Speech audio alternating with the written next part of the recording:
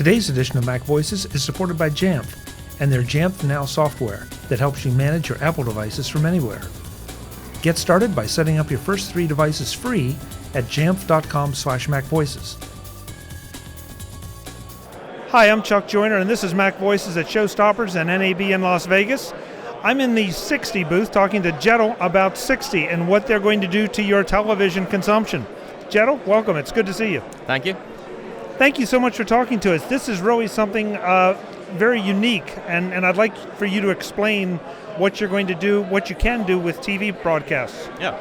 So essentially what we do, being a TV design company, we have a product where we can make all the TV graphics that are normally part of your broadcasts, we make them clickable and interactive on any device, which means that you can now take part in what's happening on the screen.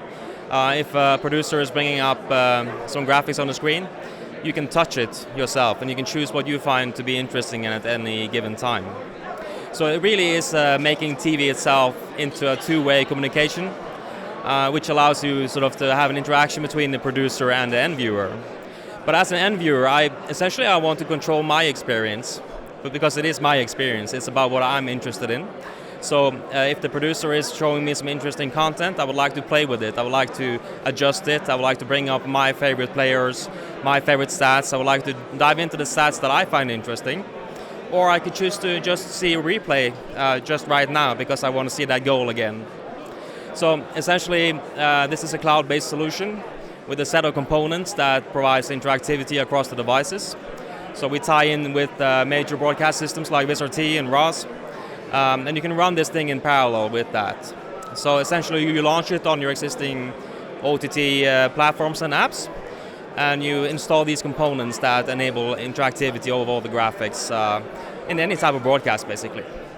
Now the interactivity is interesting because the producer is going to control what I have access to as far as statistics or in the enhancements that 60 brings. Yep.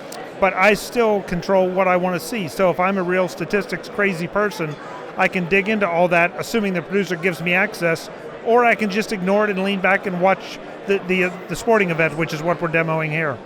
Yeah, so that's very true, and all the components that are inside a TV broadcast are essentially things that you would like to control yourself, right? So the producer is there to help you tell or help you see a good story, essentially. But you would like to play with the content yourself, and like I said, you would like to go in depth of things that you are interested in. And the beautiful thing is that if you decide not to touch it, it will just behave like normal TV. So it doesn't require something from you. You don't have to be interested in all the stats, but I might be even more stats savvy. I want to go into the depth of everything. So essentially it's giving control back to the end viewers so they can choose for themselves what they find to be interesting. And all that we're able to do without changing the existing workflow, which is very important because everybody has invested in their OTT platforms and in their broadcast production systems already. I really like this because it's not obtrusive. You know, that it doesn't feel like somebody's throwing something at me if I don't want it. And especially in sporting events today, it seems like everybody is they just want to throw constant graphics and things at you, and sometimes it just detracts from the actual event. Yeah, you're absolutely right, and it is important not to be intrusive because it should be a solution that you really love to use. If I become intrusive, then I've done something wrong, right? Then you won't use my product, right?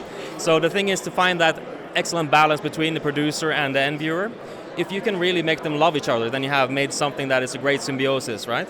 Where you're more happy about the things that the producer are bringing you into, but you can still decide what you find to be interesting. So that way you might follow your home team, or you might go into the stats on things that you think is interesting. Or if you just fast forward into a game because you arrived late, you could just quickly view all the highlights that have happened so far in the game without sort of waiting for anybody to show you those goals again, right?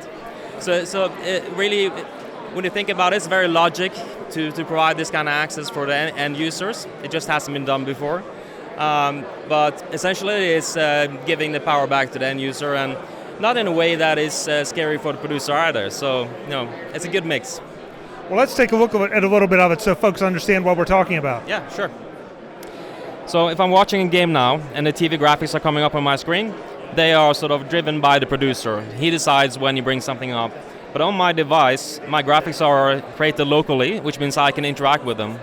That allows me to dive into more levels of information and statistics. And I can choose to bring out more information inside my broadcast, follow the stats, or I can even go and find myself a highlight that I would like to watch just right now, and by clicking it and bringing it up.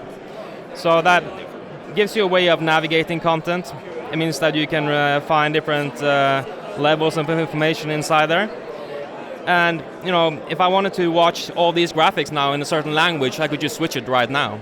So it really shows you the ability of tying all the graphics together in a way that's interesting for the end user. And it can be data from any source. Now, you're using an iPhone for this. Obviously, there's an iPad version running in the background. How about on your big screen TV? What kind of controls are we going to have with that?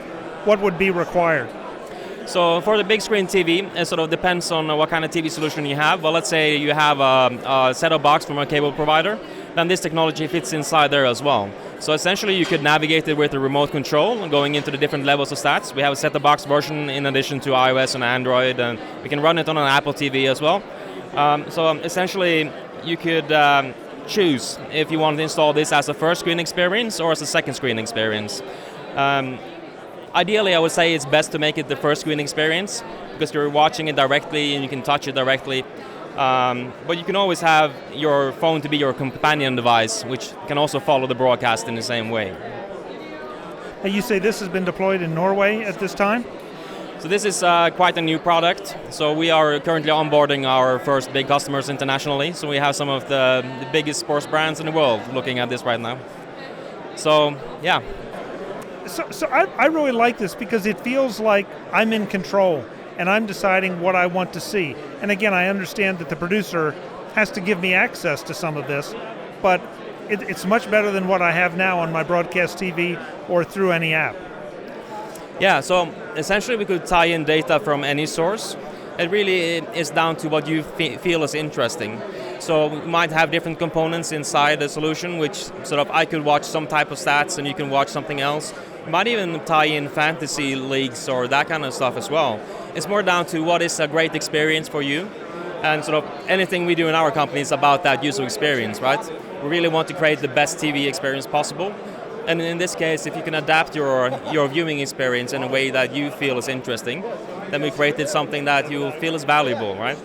And by having the end users using these kind of solutions, we can measure you as well. So we can know exactly how much you engage with all the TV graphics, which is something they don't know right now, right? They don't know how interesting it really is when they're bringing something up on the screen. So, back to the storytelling part, we could also ask a question and say, who do you think will win the game? Well, I think it's this guy. And they can bring him back into the broadcast production as well. So you could essentially make the TV viewing experience something more than just a static experience. Now it can be a two-way communication channel in a way that's not intrusive. It's very interesting, essentially. So where do we send folks to learn more about this? So there's more information on our website on 60.no. So there's a lot of videos and stuff you can look at there, which really shows you the whole concept. Kjetil, thank you so much for the time. Thank you. More from NAB and Las Vegas. I'm Chuck Joyner. This is MacVoices. Visit MacVoices.com for show notes, links to subscribe, and to connect with Chuck on Twitter, Google+, Facebook, YouTube, Vimeo, SoundCloud, the MacVoices blog, the MacVoices Dispatch, our weekly newsletter, and on MacVoices Magazine, free on Flipboard that helps you do more with your Apple tech.